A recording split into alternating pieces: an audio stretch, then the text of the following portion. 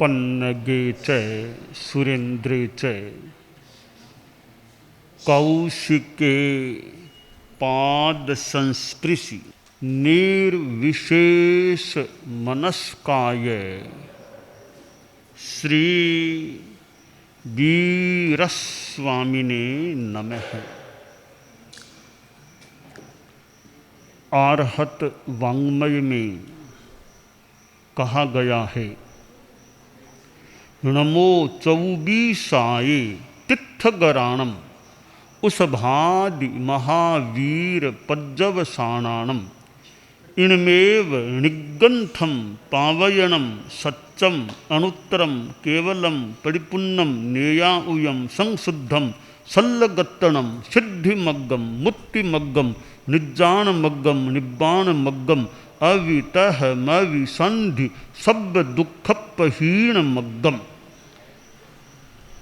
एक शब्द चलता है भक्ति।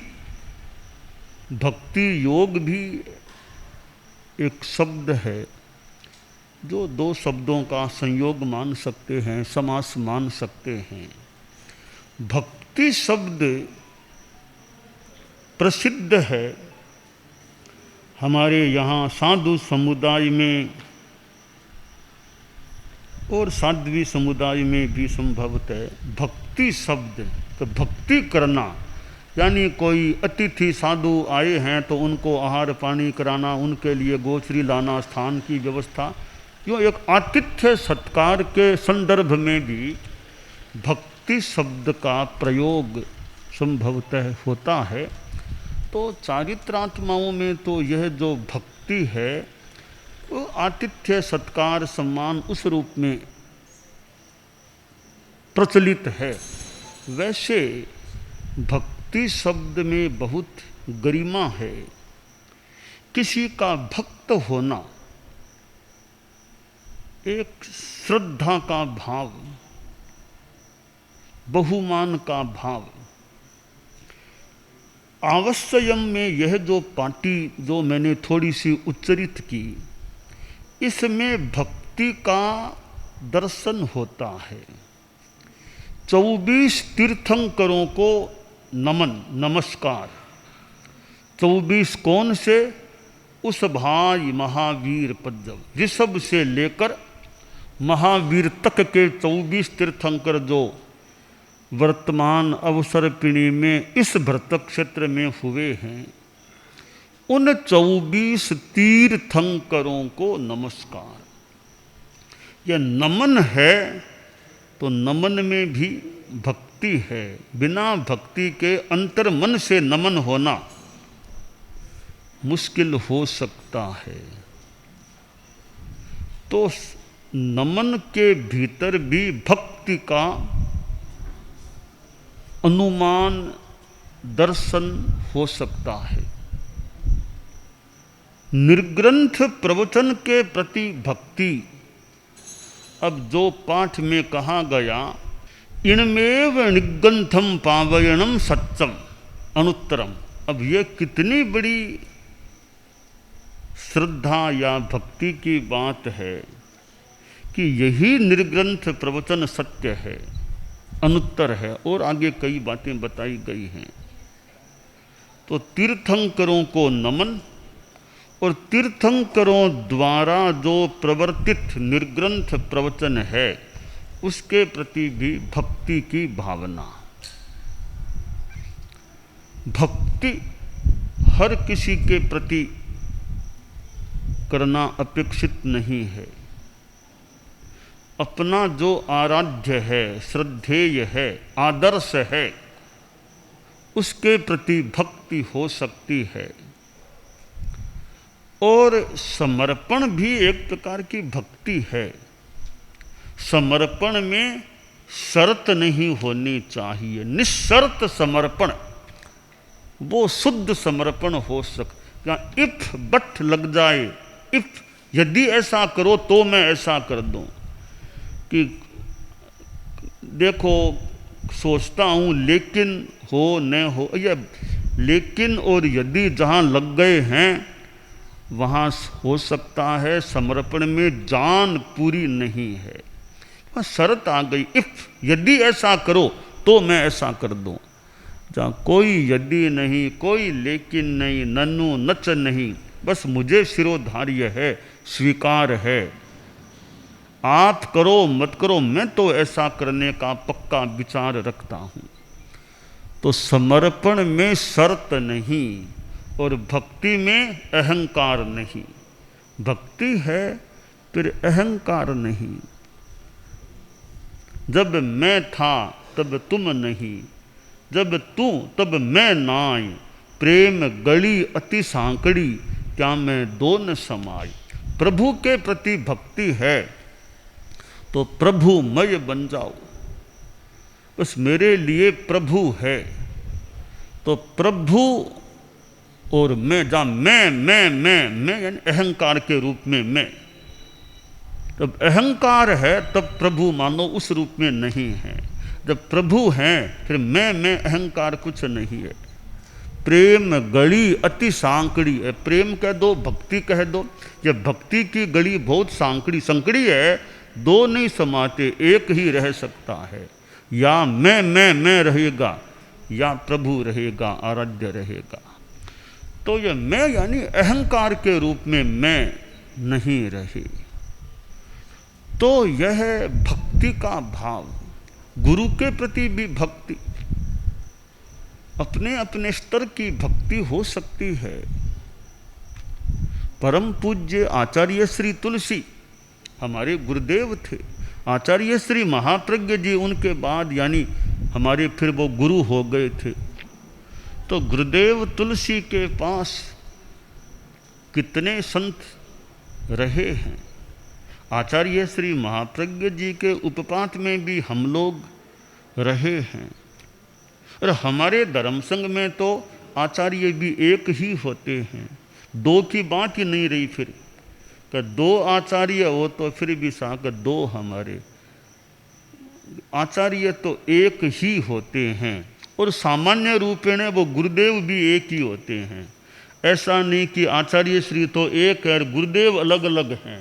हमारे वो भी उस रूप में नहीं है कि मेरे गुरुदेव वे संत और इसके गुरुदेव वे, ऐसा भी हमारे यहाँ परंपरागत सम्मत नहीं है। तो आचार्य और गुरु दोनों एक ही होते हैं हमारे यहाँ। इसलिए वो भी दो नहीं है कि आचार्य श्री तो एक ही हैं, गुरुदेव मेरे वे हैं, तो भी दो हो गए ना कि वे तो आचार्य श्री हैं और ये मेरे गुरुदेव हैं। हमारे धर्म संघ में इस रूप में गुरुदेव भी कहते हैं तो आचार्य को ही आमतौर से गुरुदेव बोलते हैं। अलग किसी को ये मेरे गुरुदेव हैं आचार्य श्री तो वो गुरुदेव मेरे, ये हमारे संघ में नहीं। तो वहाँ भी दो नहीं है, आचार्य गुरुदेव भी दो नहीं, मतलब एक चालू परंपरा में एक ही है आचार्य और गुरुदेव। तो दो न समाय, हमारे धर्म संघ में मानो दो नहीं समाते हैं, एक ही होते हैं। पूरे धर्म संघ में भी दो नहीं समाते। इतना बड़ा संघ है कि प्रेम गली अति सांकड़ी, वहाँ तो मान लें कि संकड़ी गली में दो न समाए, इतने बड़े संघ में भी दो न समाए, यह भी कितनी विशेष बात है। इतना बड़ा समुदाय दो नहीं समाते हैं, एक ही रहता है। आचार्य श्री एक ही रहते हैं।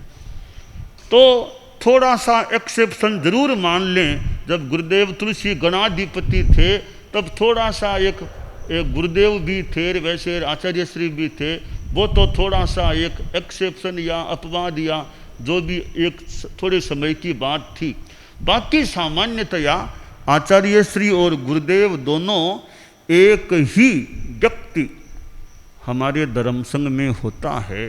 और तो क्या, उपाध्याय भी अलग से कोई साधु नहीं होता है।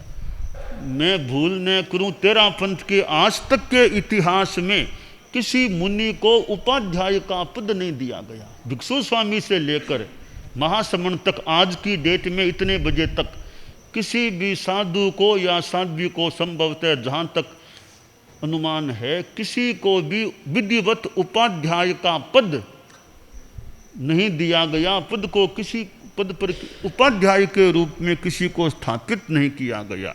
अर्थात उपाध्याय भी अलग नहीं है। प्रेम गली अति सांकड़ी, त्या में दो न समाय, तो हमारे धर्म संघ में तो उपाध्याय भी नहीं समाता अलग से कोई, वो ही एक आचार्य श्री ही हैं। तो यह जो भक्ति समर्पण है, इसका एक प्रकार से व्यावहारिक अनूठा नमूना तो हमारा धर्म संघ है कि प्रेम गली अति सांकड़ी क्या मैं दो न समाय। इस पंक्ति का कोई उदाहरण देना हो एक संदर्भ में तो तेरापन धर्म संघ है कि दो नहीं समाते, आचार्य भी दो नहीं, आचार्य गुरुदेव यूँ भी आमतौर से कुछ एक्सेप्शन छोड़ दें दो नहीं, आचार्य उपाध्याय भी दो नहीं, केवल एक ही है। और यह अब तक का इतिहास संभवतः हमारा रहा है कि हमारे धर्म संघ में उपाध्याय के पद पर अलग से, आचार्य से अलग कोई साधु ऐसे नियुक्ति के रूप में संभवतः कोई हुआ नहीं है। तो यह भक्ति का एक अनूठा सा उदाहरण है हमारा धर्म संघ कि एक ही हैं जहाँ इतना अद्वैतवाद, कि द्वैत नहीं है, दो नहीं है, अद्वैत ही है। क्यों एक दो आचार्य हों तो द्वैत मान लें कि वो सत्ता के सेंटर यूँ मोटा मोटी दो नहीं है, सत्ता का सेंटर मोटा मोटी थोड़ा बहुत कहीं हो तो अलग बात है, मोटा मोटी पावर सेंटर है कि वो कि भी पावर सेंटर दो नहीं होने चाहिए, कि पावर सेंटर एक ही रहना चाहिए। तो ठीक है, बाकी तो सापेक्ष बातें हैं, पर हमारे यहाँ वो मोटा मोटी संभवतः पावर सेंटर भी खासकर वर्तमान में तो एक ही है कि दो सेंटर नहीं है, कि जो कुछ है वो मुख्यतया एक ही जगह है। पावर विकेंद्रित कहीं कहीं कोई कार्य विभाजन तो हो सकता है, परंतु सर्वोच्च पावर है वो हमारे धर्म संघ में ऐसे मोटा मोटे रूप में आचार्य केंद्रित रहता है। और वो भक्ति का केंद्र भी मोटा मोटी रूप में एक होता है। श्रावक समाज के लिए भी दर्शन करने कहाँ जाना, मोटा मोटी रूप में आचार्य श्री के वहाँ जाना, सेवा करना, उपासना करना, वो अलग अलग थोड़ा बहुत दर्शन करने कोई चले जाए थोड़ा सेवा, बाकी मोटा मोटी भी पावर है वो सेंटर है कि उपासना कहाँ करना, गुरुकुलवास में वहाँ जाना, सेवा करना। तो यह श्रावक समाज के लिए भी एक है कि श्रावकों को पूछना पड़े कि आप कौन है, शाम श्वेतांबर तेरापंथी हैं, तो आपके गुरु कौन है, यह पूछने की अपेक्षा नहीं है। यह कह दिया कि हम श्वेतांबर जैन तेरापंथी हैं, फिर यह पूछने की यूँ अपेक्षा नहीं अलग अलग आपके गुरु कौन है, आपके गुरु कौन है, अलग अलग पूछने की जरूरत नहीं होती। यह हमारे धर्म संघ की एक स्थिति है, व्यवस्था है कि जहाँ एक भक्ति का केंद्र भी, या समर्पण का कह दें, भक्ति का कह दें, मोटा मोटी रूप में संभवतः तो एक सेंटर है, एक केंद्र है। तो भक्ति योग, ये ज्ञान योग, भक्ति योग, कर्म योग, ये तीन चीज़ें जो हैं, तो ये भक्ति योग में एक श्रद्धा, आस्था, निरहंकारता के साथ विनय पूर्ण व्यवहार, वह भक्ति, और वह अपने आराध्य के प्रति हो सकती है। यह हमारा मस्तक है, वो झुकता है किसी के सामने, किसी के पैर में मस्तक हम लगाते हैं, कितनी बड़ी भक्ति है। किसी के पैर को मस्तक से छूना भक्ति का बहुत बड़ा, वरना आदमी किसी को थोड़ा बहुत हाथ रामा यूँ हाथ तो जोड़ लिया कर लिया इतना, तो जहाँ झुकना ही नहीं, पैरों में मस्तक को लगा देना, मस्तक टिका देना, इससे बड़ी और क्या भक्ति, कितनी बड़ी भक्ति है कि पैर में मस्तक लगा देना, यानी कितना बड़ा सम्मान है। राष्ट्रपति भी आ जाए तो आमतौर से कोई आके लोग पैरों में मस्तक नहीं, नमन कर लो, झुक लो, सलाम ऐसा तो कर ले, मस्तक पैर में लगाए, भले राजा हो, राष्ट्रपति हो, प्रधानमंत्री हो, संभवतः ऐसी परंपरा नहीं उनके पैर में कोई मस्तक लगाएगा, बस सलाम कर लो, प्रणाम कर लो, यहाँ तक मान लो हो जाए। तो यह कितनी बड़ी भक्ति है, किसी के पैर में मस्तक रख देना, मस्तक लगा देना है। वो भी एक शक्तिशाली आदमी, सत्ताधीश आदमी, वो अपना मस्तक किसी के पैर में रखे, बहुत बड़ी एक भक्ति वह हो सकती है। तो भक्ति व्यक्ति के प्रति भी हो सकती है, आराध्य के प्रति हो सकती है। अब भगवान महावीर के प्रति भक्ति का भाव हो सकता है। वे एक आराध्य पुरुष, परमाराध्य पुरुष और एक सिद्धत्व को प्राप्त आत्मा, और जैन शासन के तो मतलब एक ऐसे केंद्र हैं कि महावीर के नाम से तो हम कितने इकट्ठे हो सके। महावीर का नाम है तो वहाँ कोई, हाँ, आचार्य भिक्षु का प्रोग्राम हो, मान लो दूसरे आए अथवा न भी आए, अन्य किसी आचार्य जी का हो, हम जाएं अथवा न भी जाएं, कि अमुक का जन्म दिवस का प्रोग्राम है, आप आओ, चले जाएं, कभी न भी जाएं, कोई बात। तो भगवान महावीर का नाम है कि वहाँ दूसरे आचार्यों को तो मान ली सब हमारे तो है नहीं, अब देखो जाओ मत जाओ, भगवान महावीर हमारे नहीं है ऐसी बात, वो तो हमारे ही हैं भगवान महावीर। तो उनका जन्म दिवस का प्रोग्राम है, उनका प्रोग्राम है, तो वहाँ तो जैन एक जगह जो आ सकें वे आ सकते हैं। तो भगवान महावीर के प्रति हमारा भक्ति का भाव हो सकता है।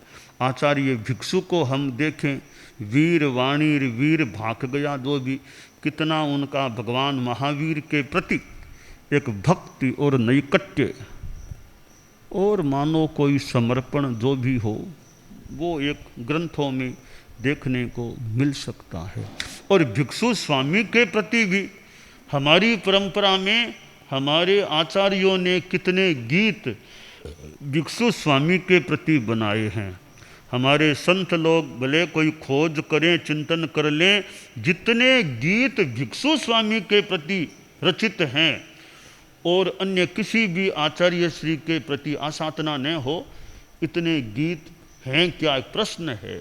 जितने गीत भिक्षु स्वामी के प्रति हैं, कौन से आचार्य श्री होंगे बाद के जिन्होंने भिक्षु स्वामी के प्रति पता नहीं पूरा तो कोई गीत या कुछ नहीं लिखा हो। अधिकांश आचार्यों ने तो उनके बारे में गीत आदि कोई रचना की ही होगी। तो भिक्षु स्वामी हमारे धर्म संघ में एक ऐसे आस्था के केंद्र बने हुए हैं कि आचार्य क्या, साधु साध्वियाँ क्या और कोई क्या, कितने उनके बारे में कितने कितने गीत रचे गए हैं, गाए गए हैं। और एक आस्था का केंद्र भिक्षु स्वामी हमारे धर्म संघ में बने हुए हैं। तो हमारी भिक्षु स्वामी के प्रति जो एक भक्ति है, श्रद्धा है या हो सकती है, वह भक्ति वह श्रद्धा उत्तरवर्ती आचार्यों के प्रति भी हो सकती है। और जिनके पास रहे हैं, जिनके पास दीक्षित हुए हैं, जिनसे कुछ प्रेरणा प्राप्त की, अध्ययन किया, तो उनके प्रति भी विशेष एक कृतज्ञता और भक्ति का भाव हो सकता है। कि आचार्यों में सबके प्रति, यानी जिनके निकट हम ज़्यादा रहे हैं, जिनके निकट रहे हैं, जिनसे कुछ पाया है, उनके प्रति हमारा और विशेष, क्यों तो सभी आचार्यों के प्रति यथा योग्य भक्ति भाव, श्रद्धा, सम्मान का भाव हो सकता है या होना चाहिए, जो भी उपयुक्त हो। तो जिनके पास ज़्यादा रहे उनके प्रति विशेष लगाव का भाव भी हो सकता है। तो भक्ति व्यक्ति के प्रति भी होती है और भक्ति आदर्श के प्रति भी हो सकती है, सिद्धांत के प्रति भी भक्ति हो सकती है कि अमुक आदर्श, अमुक सिद्धांत, उसके प्रति मेरी भक्ति है। इस नियम के प्रति निष्ठा, वो निष्ठा भी एक प्रकार से भक्ति हो सकती है। नियम के प्रति निष्ठा है कि मैं अपने नियम का लंघन करना नहीं चाहता। थोड़ी कठिनाई आए तो आ जाए, पर जो नियम व्यवस्था मर्यादा है मैं उसका लंघन करना नहीं चाहता। यह नियम के प्रति भी निष्ठा भक्ति हो सकती है। तो ये भक्ति योग है, भक्ति है।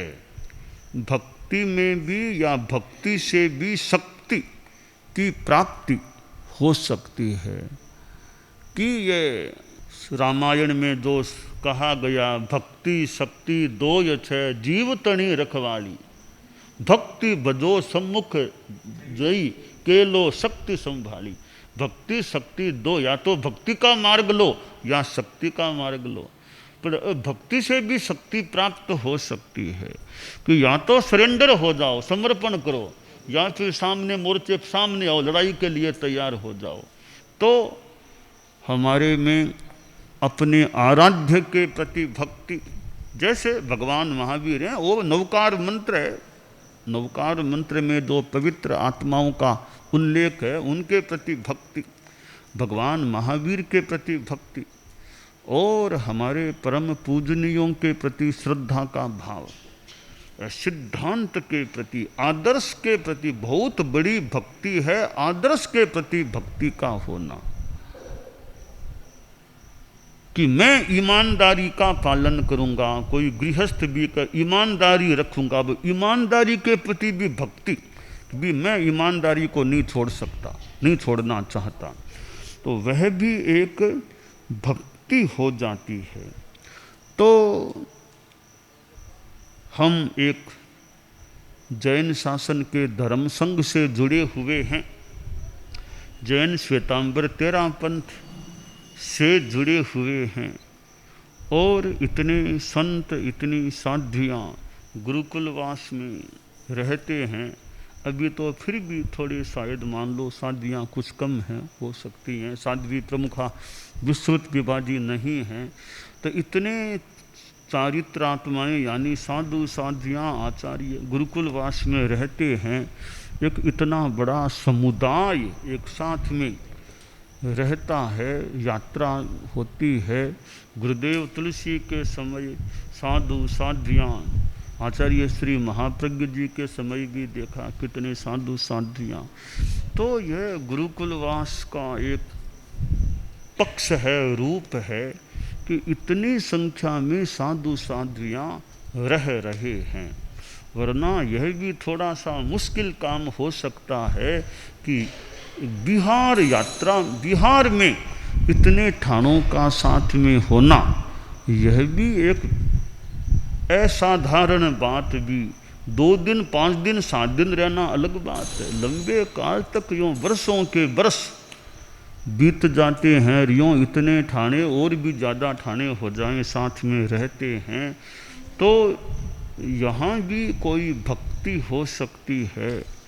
कि हमने कहा भाई रास्ता थोड़ा उबड़ खाबड़ टेढ़ा मेढ़ा चक्करदार रास्ता है, कोई अलग से सीधे जाना चाहो तो सीधे, हमने कहा था भी सीधे जाओ तो चले जाओ। साध्वी वरिया से कहा साध्वियों से निग्रह कर लो, आके सूचना दी, कोई भी जाने को अब तैयार नहीं है अलग जाने के लिए। संतों में भी थोड़ी बहुत बात उठी, वो भी बात खत्म हो गई, अलग जाने की बात थोड़ी उठी, वो भी छोड़ दी गई, खत्म हो गई। यानी सब उबड़ खाबड़ है, चक्कर है, और है, चलो चलो, अनेक संदर्भ बात के हो सकते हैं। तो हम अपनी साधना के प्रति गुरुकुलवास में हैं, हम अपनी साधना विकास ज्ञान ध्यान सेवा सब में अच्छा विकास करते रहें, यह काम्य है। दानान स्वत्थम अभयपयाणम सच्चेषु या अणवज्जं वयन्ति तवेषु या उत्तम बंभचेरम लोगुत्तमे समणे णाय पुत्ते।